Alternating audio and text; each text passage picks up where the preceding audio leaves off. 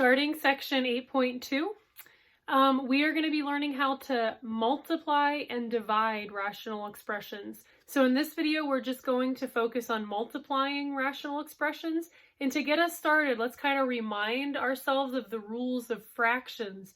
So whenever we're doing operations with fractions, the same rules apply.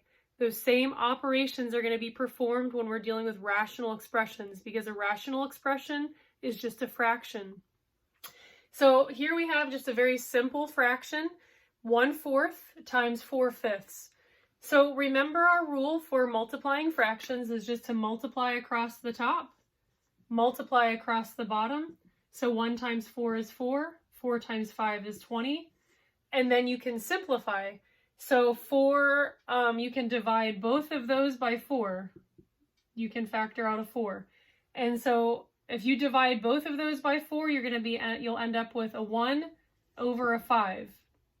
Now, if you're someone who learned how to do this simplification using that cross cancellation before you multiply, that is fine too. You can look and say, oh, there's a 4 right here and there's a 4 right here. Those are going to cancel out, so you're just going to be left with a 1 on top and a 5 on the bottom, which is the same thing that we got right there. All right, so just remember, when we're multiplying, we just multiply across the top, we multiply across the bottom. It doesn't matter what we're multiplying. We don't have to worry about finding anything common, anything like that. So multiplication is one of the simplest operations to perform with fractions or rational expressions. So moving on to our first example of multiplying a rational expression, we have 4mn squared over 5n cubed multiplied by mn cubed divided by 8m squared n squared. So the first thing that we're going to do in fractions is multiply across the top. So we're just going to go ahead and multiply across the top. We have 4, there's no coefficient here, so 4 times 1 is just going to be 4. M times m is going to be m squared. And then our last one, we have n squared times n cubed. So remember, when we're multiplying variables that are the same, we add the exponents. So 2 plus 3 will be 5.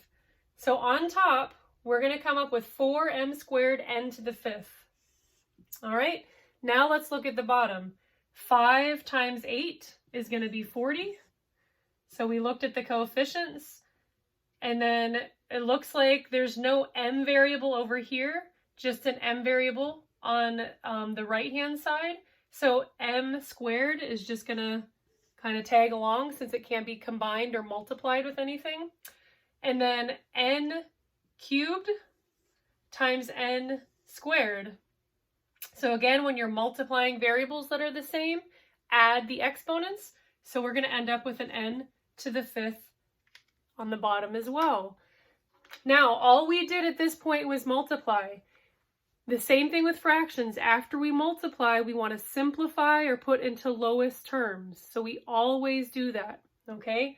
So how are we going to do that with this rational expression that we ended up with? Well, if we have an n to the 5th on the top and an n to the 5th on the bottom, n to the 5th divided by n to the 5th just equals 1. So those are going to cancel out. The same thing with m squared on top and m squared on the bottom. If you divide those by each other, you're just going to equal 1. So now all we're left with is 4 divided by 40. And again, if we could factor out a 4 out of both of those terms. So 4 divided by 4 is going to give us a 1. And then 40 divided by 4 is going to give us a 10.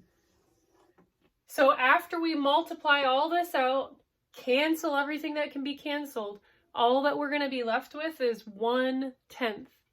So remember, when we're multiplying rational expressions, we still have to simplify. So everything that we learned in section 8.1, we're still using in section 8.2. We're still going to be simplifying, reducing, and putting in lowest terms. So now I have another problem. It's a little bit more complicated. And so what I'm going to do here is just kind of see, again, just like we did in the last section in section 8.1, is we have a binomial and a trinomial. Can I factor those? Can I go ahead and simplify what's there to help me multiply or cancel out later on? And in this case, yes, on both accounts. So on the top, we can factor out a GCF. We have 2y squared minus 10y. So if we look at the 2 and the 10, we can definitely factor out a 2 on top. Correct? And both terms have a y. So I'm going to go ahead and erase that and go ahead and put my y and then put my parentheses. So I'm factoring out a 2y from each of these terms, a GCF. So if I factor out a 2y out of the first term, all I have left is a y inside. And then I have my minus sign. And I factor out a 2y, so negative 10y divided by this 2y, my GCF, is going to just leave me with a 5. So 10 divided by 2 equals 5. And then if we look, we're multiplying that times y plus 5. Now, because we're multiplying, we might look at this and say, oh, we need to go ahead and expand this. Go ahead and use our distribution, but just hold on right now. So let's not do that, because our goal in canceling is to get everything in factored form, and then we'll be able to see what can cancel out. So this is already in factored form, so let's leave it, okay? So all we did was factor the top and then multiply it by the y plus 5, but we're just putting it in parentheses right now. Now on the bottom, I know that this 6y isn't going to simplify, so I'm going to go ahead and just put it out front as a 6y. But when I look at this trinomial, I recognize a pattern here. I can see that this is a perfect square trinomial. So remember, a perfect square trinomial can be factored into 2 sets of parentheses, where you take the square root of the first term. So y, if you take the square root of y squared, you'll start off each set of parentheses with a y. And then our signs are both going to be positive. So we're going to look at this. This is a plus sign. Jump back to the other sign to see that both of these will be plus signs. And then what's the square root of the last term? So the square root of 25 is 5. So 5 times 5 equals 25. 5 plus 5 is going to equal 10. Now we have this all factored out. What can we cancel out? So that's our goal, is to figure out what is going to cancel. So out front, I can see that these 2 y's are going to cancel out. And then inside I've got, or not inside, but up top I've got a y plus 5. And on the bottom I have a y plus 5. So a lot of stuff is going to cancel out, which is going to leave me with a 2 over a 6, and then a y minus 5 over a y plus 5. So there is one more step that we can do to put this in simplest terms. So right now this is a simpler term, but it's not simplest. So this 2 and this 6 can be reduced to a 1/3. If you divide both of those coefficients with 2, then you'll get a 1/3. So when we actually factor everything, cancel everything, and reduce everything, this is what we're going to be left with.